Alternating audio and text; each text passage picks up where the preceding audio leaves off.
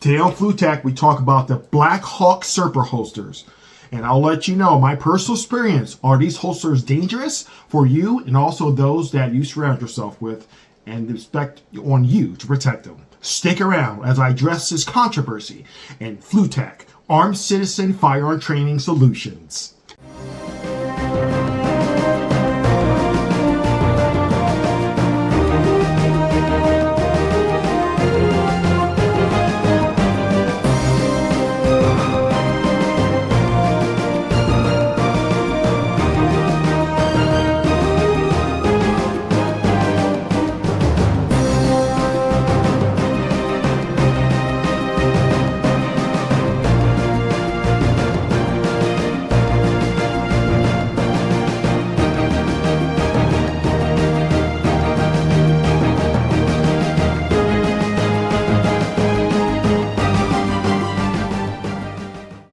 Alright, gunslingers, once again, thank you so much for joining me. I'm your host of Faceless Gunslinger, as today we talk about a controversy that has been around for quite some time, and I just wanted to address this, my personal experience with the Blackhawk SERPA holsters.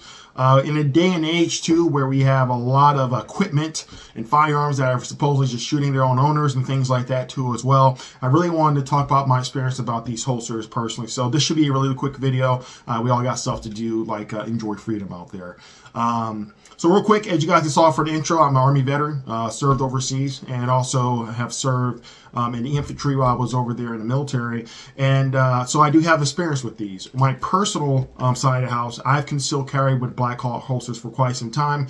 And once again, obviously, I'm not endorsed. You guys can see by my subscriber count, which is perfectly okay. I just do this because I love firearms and talking about them. But I wanted to talk about this real quick because it's been something that's been around for a couple of years. Even some people have kind of banned these holsters within law enforcement. So before we get started, I'm going to clear my firearm I have here for demonstration. This is a live firearm. As you guys can see there in beautiful YouTube land, this is my Glock 22 Custom with a Lone Wolf stainless steel barrel that's threaded. I'll do a review on this here in the future, so make sure you subscribe to the channel if you want to see that. But you guys can see here, clear weapon. And we're going to put it back here in the holster. Okay? So, what's the controversy about these holsters? Pretty much the controversy is, as you guys can see here with these different style of holsters, is that the trigger, the release for the holster is right here, located right next where the trigger come out. Where the trigger, for your pistol is going to be at. So when you squeeze upon it, the theory is, once again, just cleared the weapon, it's not live, there's no magazines or anything like that. The theory is, and what people have claimed, you come out, and then because the natural indexing, as you guys can see here, realigns, and that people are, before they able to present, firearm goes off shooting either in the ground or hopefully not into the shooter itself. And it's gotten so bad, at least the rumors I believe, that even some police departments have absolutely banned these. And Safariland, which I'm a big fan of too and use in some professional work too as well. This is my personal holster here. Doesn't have that system. It has ALS and SLS, I believe, self-locking system and automatic locking system for theirs that kind of take care of that. But the knee-jerk reaction, what I just wanted to talk about, is just something I think that goes with any serious firearm owner, is that you have to know your piece of equipment. I've carried this, like I said, this particular holster design, more realistically, the concealed carry version, which still has the same principle. Only difference is it doesn't have an additional hood that Blackhawk installed here for additional retention situation.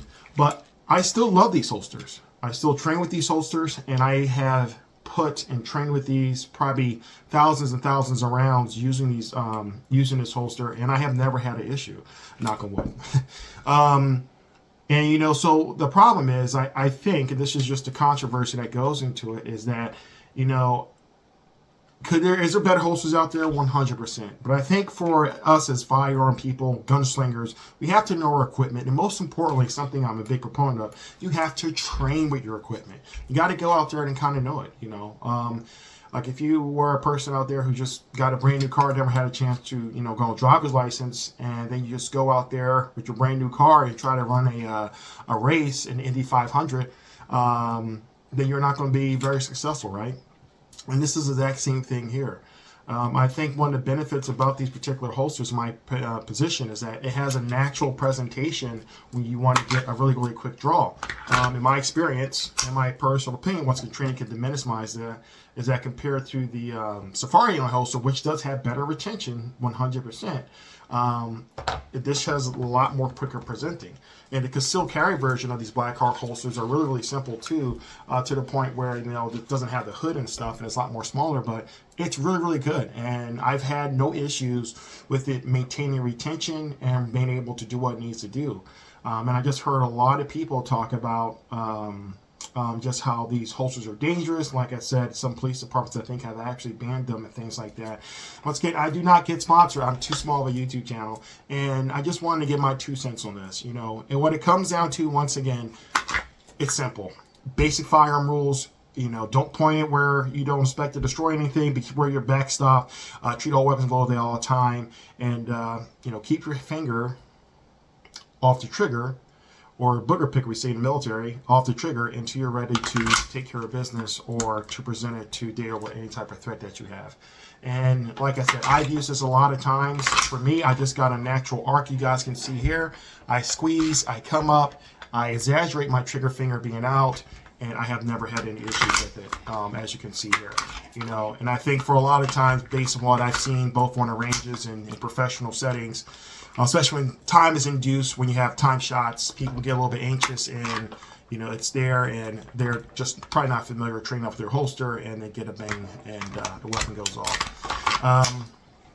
Yeah, so that's my 2 cents. Am I wrong? What do you guys think? Are you still comfortable carrying a Blackhawk holster? Obviously, I am. I really like to get your guys' input down in the comment sections. Let me know. Am I off base? Have anything out there in the YouTube land? Actually had some type of necklace discharge that you can actually contribute to the Black holster and the Blackhawk holster design. Once again, I really like these. These are a lot more cheaper now. Unfortunately, I think they've kind of gone out of favor because of the controversy behind it, but I still think they're amazing holsters. They're great, and I think because of particularly Blackhawk and stuff like that, you wouldn't have all the some of the polymer or framed, or I'm sorry, the polymer plastic holsters they have now that are particularly molded. But this thing has great retention. Absolutely love it. And you know what? I'm going to continue to carry it. I have been carrying it now for over a decade with no issues, and think it's a great product. So with that being said, thank you guys very much for your time. Make sure you shoot straight. Make sure you shoot safe. And as always, do not be a victim. See you guys in the next video. Bye-bye.